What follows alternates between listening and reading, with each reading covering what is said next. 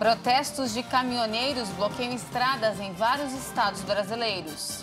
Trazemos também um balanço sobre o segundo turno das eleições com o menor número de abstenções da história. E você vai ver também. Boletim Focus do Banco Central mantém previsão de alta no PIB para este ano. Estudo mostra que desemprego entre pessoas com mais de 50 anos é menor que a média. Número de mortos no desabamento de uma ponte na Índia passa de 130. China lançou com sucesso o último módulo que irá compor a sua estação espacial em construção. Essas e outras notícias você confere a partir de agora. Olá, boa tarde, seja muito bem-vindo. Estamos ao vivo, agora 1h03 aí pelo horário de Brasília. Boa tarde, Dani. Boa tarde, Pati. Boa tarde, é claro, a você que nos assiste. Vamos juntos conferir o que é notícia no Brasil e no mundo nesta segunda-feira. O Brasil acordou nesta segunda com protestos de caminhoneiros, né, Dan? Bloqueando estradas de pelo menos 11 estados. A previsão é de que a paralisação dure 72 horas, segundo os manifestantes. De acordo com a Polícia Rodoviária Federal, os bloqueios acontecem no Rio Grande do Sul, em Santa Catarina, Paraná, Minas Gerais, São Paulo, Rio de Janeiro, Mato Grosso do Sul, Goiás, Rondônia e Pará, além, é claro, do Distrito Federal. Vamos conferir. Após o anúncio do resultado das eleições, vídeos começaram a circular na internet mostrando bloqueios em diversas estradas pelo país. Logo depois, a Polícia Rodoviária Federal confirmou o problema, inicialmente em 8 estados e no Distrito Federal. Caminhoneiros fizeram barreiras nas vias impedindo a circulação dos veículos. Em princípio, nenhuma associação ou entidade havia assumido a autoria da ação. Entre os manifestantes, a justificativa era desconfiança com relação à apuração dos votos do segundo turno. A previsão é que o protesto durasse 72 horas. Ainda na madrugada de hoje, segunda-feira, a rodovia mais movimentada do país também foi alvo dos manifestantes. A rodovia Presidente Dutra, principal ligação entre o Rio de Janeiro e São Paulo, foi bloqueada nos dois sentidos. A interdição aconteceu no trecho de Barra Mansa, no interior do estado. Por causa do ato, longas filas de carros se formaram nos dois sentidos da rodovia. E olha, a Polícia Rodoviária Federal informou que o bloqueio da BR-020 em Luiz Eduardo Magalhães, oeste da Bahia, foi encerrado ainda na madrugada desta segunda-feira. O protesto dos caminhoneiros começou no sul do país. A região, aliás, é uma das mais afetadas. Há relatos de pessoas que estão na estrada desde ontem à noite. Quem atualiza as informações para a gente é a nossa repórter Michele Veiga. A paralisação dos caminhoneiros começou neste domingo por volta das 10 horas da noite no estado catarinense e foi ganhando corpo.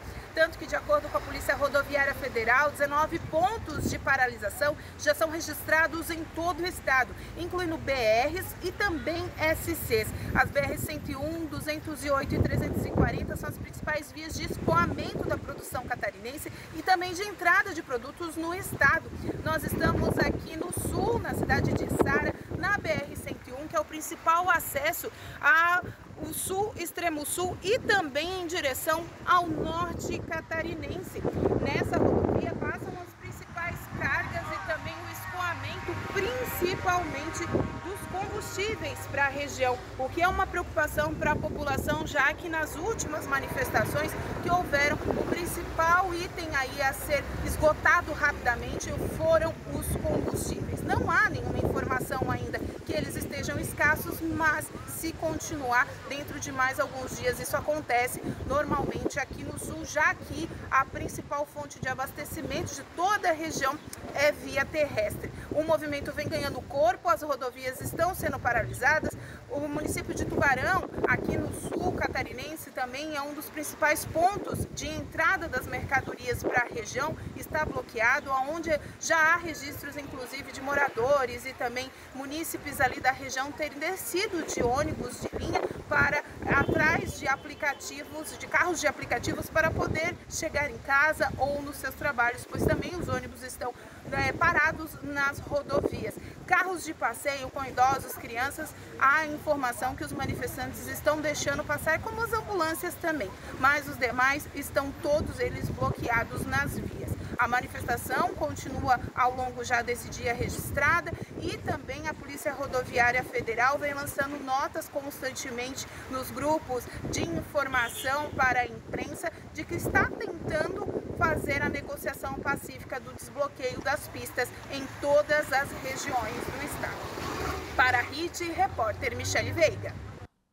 E a gente agradece a repórter Michele Veiga pelas informações. Os órgãos de segurança pública de Santa Catarina vão se reunir no início dessa tarde com representantes da Polícia Rodoviária Federal para definir ações contra esses bloqueios no estado. Agora falamos de eleição. O pleito de domingo foi o mais acirrado da história brasileira. A vitória de Luiz Inácio Lula da Silva teve a menor diferença já registrada em uma votação. Os números confirmaram a polarização que marcou toda a campanha. A apuração dos votos do segundo turno das eleições de 2022 terminou no começo da madrugada desta segunda-feira. Com 100% das urnas totalizadas, Lula foi eleito presidente do Brasil com aproximadamente 2.100.000 votos a mais que Jair Bolsonaro. Foram 50,9% dos votos contra 49,1% do atual presidente. A vitória de Lula foi confirmada pelo Tribunal Superior Eleitoral às 19h57 do domingo, quando 98,81% das urnas haviam sido apuradas. Àquela altura, ele tinha 50,83% dos votos válidos e não poderia ser mais alcançado por Bolsonaro, que contabilizava 49,17%. Essa é a menor diferença percentual a favor do ganhador desde que as eleições livres foram retomadas em 1989. Os dois candidatos estiveram na frente da disputa em momentos diferentes da apuração. Lula ultrapassou Jair Bolsonaro às 18h44 e alargou a diferença desde então. Torneiro mecânico, líder sindical e membro fundador do PT, Lula, de 77 anos, é o primeiro ex-presidente a voltar ao cargo. Ele governou por 2 mandatos, entre 2003 e 2010. Mais tarde, o presidente eleito teve o primeiro contato com o eleitorado em um evento na Avenida Paulista. Em seu discurso, Lula disse que o combate à fome será a prioridade. Mas a mais essencial é garantir que cada criança, que cada mulher, que cada adolescente, que cada homem possam todo dia tomar café, almoçar e jantar. E o presidente Jair Bolsonaro deixou o Palácio da Alvorada hoje por volta das 9h da manhã. Ele não quis falar com a imprensa e nem com os apoiadores que o procuraram. Bolsonaro seguiu direto para o Palácio do Planalto. A única manifestação do atual presidente após o resultado das eleições foi feita no Twitter. Ele postou um trecho bíblico.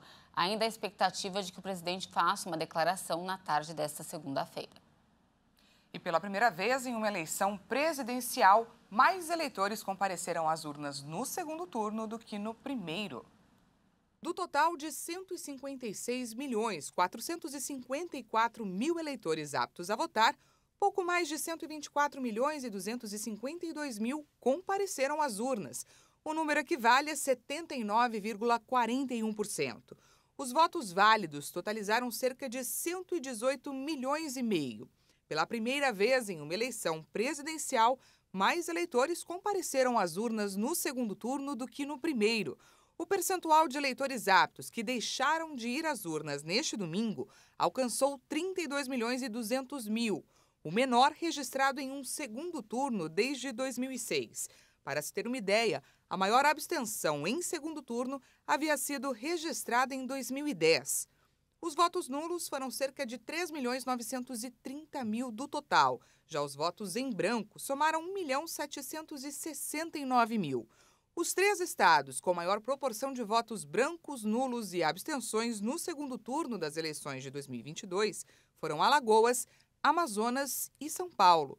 Apesar de ainda altas, as proporções são bem menores do que nos 3 estados campeões em 2018, Minas Gerais, Rio de Janeiro e São Paulo.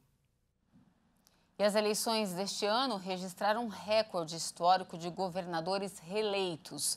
Mais da metade dos chefes do Executivo Estadual vão ser reconduzidos ao cargo no ano que vem. Em decisão histórica, 14 dos 27 governadores eleitos vão novamente ocupar os cargos no ano que vem. Desde 1990, o maior número alcançado foi de 12 reeleitos, em 1998 e 2006. Nas eleições deste ano, 10 dos 14 já venceram no primeiro turno. E neste 30 de outubro, renovaram o mandato em seus estados os governadores do Amazonas, Wilson Lima, do Espírito Santo, Renato Casagrande, da Paraíba, João Azevedo, do Rio Grande do Sul, Eduardo Leite e de Roraima, Marcos Rocha. Ainda entre os reeleitos estão governadores que, em 2018, estrearam em cargos públicos, como o atual chefe do Executivo do Distrito Federal, Ibanez Rocha, e Romeu Zema, em Minas Gerais. Ambos venceram no último dia 2 de outubro. Por outro lado, a eleição deste ano também colocou novatos no cargo mais alto da administração pública estadual. O ex-ministro da Infraestrutura do presidente Jair Bolsonaro, Tarcísio de Freitas, concorreu pela primeira vez e levou a melhor em São Paulo, o maior colégio eleitoral do país. A boca de urna e a tentativa de violação do sigilo do voto foram os crimes eleitorais mais registrados neste segundo turno das eleições. O Ministério da Justiça e Segurança Pública registrou no segundo turno das eleições 308 ocorrências de crime eleitoral em todo o Brasil. Até o horário de encerramento da votação, foram flagrados 70 casos de boca de urna, 81 tentativas de violação de sigilo de voto e 33 ocorrências por desobediência da Justiça Eleitoral. Os valores apreendidos em dinheiro contabilizaram R$6 mil. Também foram registradas 39 prisões e 5 ocorrências de compra de votos ou corrupção eleitoral, 2 em Santa Catarina, uma no Amazonas, Maranhão e outra no Paraná. No primeiro turno, a operação do Ministério da Justiça terminou com 1.378 crimes eleitorais, 352 prisões e R$137 mil em dinheiro apreendidos. A operação envolveu cerca de 500 mil agentes de órgãos como o Tribunal Superior Eleitoral, Polícia Federal, Corpo de Bombeiro Militar e Polícia Rodoviária Federal. E antes do intervalo, vamos falar do tempo. Depois de um final de semana quente, muitas cidades já começaram a registrar uma queda nas temperaturas. O motivo é a passagem de uma frente fria que vem do sul do país e deve provocar mudanças no tempo já a partir da noite de hoje. Agora vamos fazer um giro por algumas cidades para ver como está o tempo nesse momento. Essas são imagens da cidade de Nova Petrópolis, no Rio Grande do Sul. O tempo por lá segue bem fechado, como você vê na sua tela, e com muita chuva. A cara da preguiça, não é mesmo? A cidade registra nesse momento 13 graus e essa chuvinha vai continuar por lá a tarde inteira, inclusive à noite. Agora vamos para Curitiba, ver como está o tempo por lá. Na capital do Paraná, o tempo também está bem encoberto. Hoje a cidade registra agora 19 graus. Mas prepare o casaco, porque no início da noite a temperatura deve cair para 10 graus. E para finalizar, a gente fala aqui de São Paulo. Vamos com a câmera 10 lá fora. A segundona aqui em São Paulo começou com a cara da preguiça também. Agora há pouco o sol tentou aparecer, mas está difícil. De volta comigo? A capital paulista amanheceu com chuva forte em vários pontos, mas aí o volume foi diminuindo ao longo da manhã. São Paulo registra nesse momento uns 21 graus e a expectativa é de que hoje a máxima chegue aos 26 graus, será? Apesar das temperaturas continuarem amenas por aqui, já se prepare, porque vem frio nos próximos dias. E veja a seguir, número de mortos no desabamento de uma ponte na Índia passa de 130. E ainda, China lançou com sucesso o último módulo que irá compor a sua estação espacial em construção. Nós voltamos já!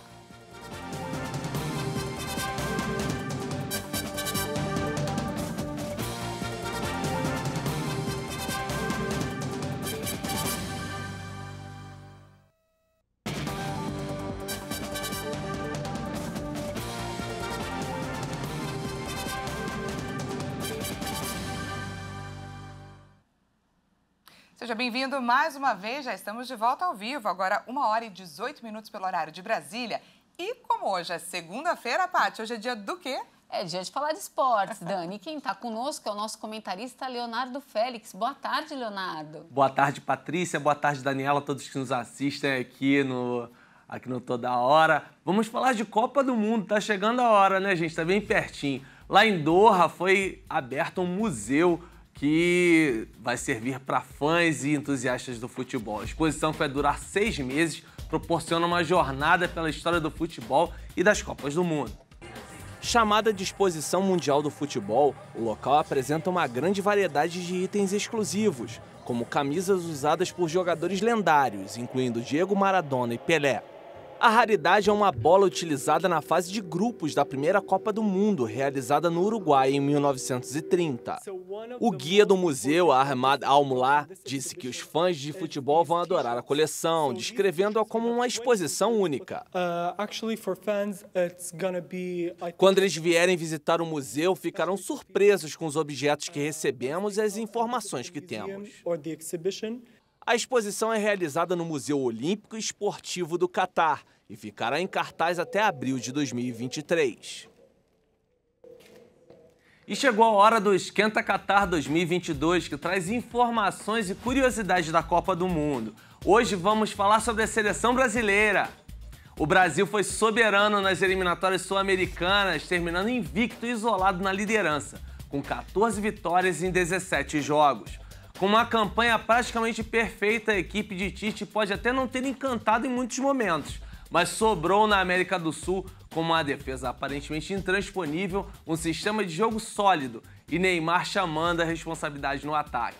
Apesar do vice da Copa América em 2021, a seleção canarinha chega bastante forte para a disputa, especialmente graças à ascensão de jovens nomes como Vinícius Júnior, Rafinha, Antony e Rodrigo. O Brasil está no grupo G com a Suíça, Sérvia e Camarões. E por aqui, Patrícia e Daniela, a gente segue na torcida pelo Hexa. Faltam apenas 20 dias para a Copa do Mundo, tá muito perto.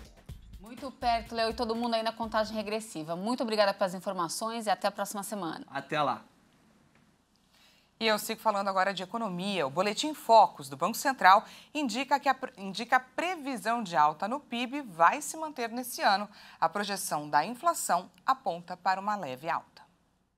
De acordo com dados do Boletim Focus, o mercado financeiro voltou a subir a sua projeção de inflação para 2022, após uma sequência de 17 semanas de queda. Segundo as instituições financeiras consultadas, a expectativa para o IPCA deste ano passou de 5,60% para 5,61%. Para 2023, foi mantida a previsão de 4,94%. De acordo com o Banco Central, a projeção para a alta do Produto Interno Bruto em 2022 continuou em 2,76%. Já a estimativa para a expansão do PIB em 2023 avançou de 0,63% para 0,64% na quinta semana seguida de alta. A expectativa para a taxa básica de juros foi mantida em 13,75% para este ano. Já para 2023, foi mantida em 11,25% pela oitava semana seguida. O desemprego entre pessoas com mais de 50 anos é menor que a média. A participação da população dessa faixa etária no mercado de trabalho vem aumentando. Das mais de 108 milhões de pessoas que compõem a força de trabalho no Brasil, cerca de 23 milhões e meio têm 50 anos ou mais. A participação dessa população vem crescendo meio ponto percentual a cada ano. A taxa de desemprego nessa faixa etária é inferior quando comparada à média geral. De acordo com o estudo Mercado de Trabalho 50+, com base nos dados da Pesquisa Nacional por Amostra de Domicílios, no segundo trimestre do ano, enquanto o desemprego era de 5,2% entre as pessoas com mais de 50 anos, a proporção para a população total era de 9,3%. O plano das empresas é unir as habilidades de tecnologia da informação da nova geração com a visão estratégica dos mais experientes. Entre a porcentagem empregada, a maior parte está atuando no setor privado, com carteira assinada ou em negócios próprios. As principais áreas de atuação dos trabalhadores com mais de 50 anos são comércio, educação, saúde e serviços sociais. O grupo ocupa cargos que exigem uma qualificação maior. Logo, o rendimento é 14% superior à média do país. Subiu para 135 o número de mortos após a queda de uma ponte na Índia. Autoridades afirmaram que cerca de 500 pessoas estavam no local por ocasião das comemorações de um festival, quando os cabos que sustentavam a estrutura cederam, fazendo com que ela desabasse no rio. O comandante da polícia local afirmou que 50 crianças estão entre as vítimas, a menor delas com 5 anos. A ponte suspensa, de 233 metros, construída no período colonial britânico, tinha sido aberta ao público nesta semana depois de meses de reparos.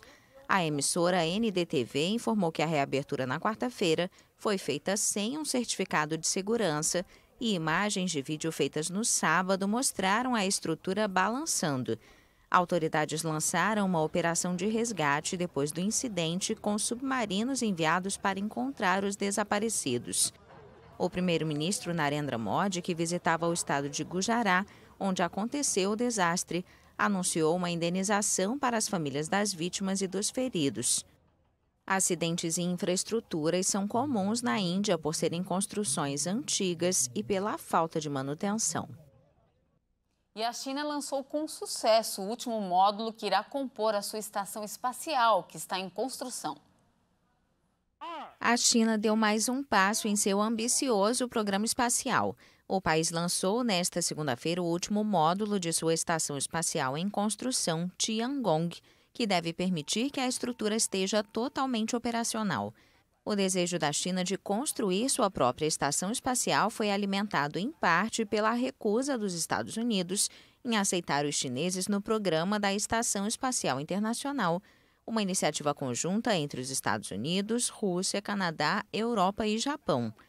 O módulo chamado Mengtian, que significa Sonho dos Céus, foi lançado por um foguete LM-5B da ilha tropical de Hainan.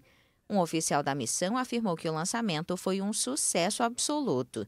Mengtian é o terceiro e último elemento principal da estação espacial Tiangong, semelhante em tamanho à antiga estação russo-soviética Mir, que deve ter uma vida útil de pelo menos 10 anos. Ele deve permitir que a China mantenha uma presença humana de longo prazo no espaço. A montagem exigiu um total de 11 missões. E essa edição fica por aqui. Uma ótima tarde para você e até mais. Uma ótima segunda e até mais.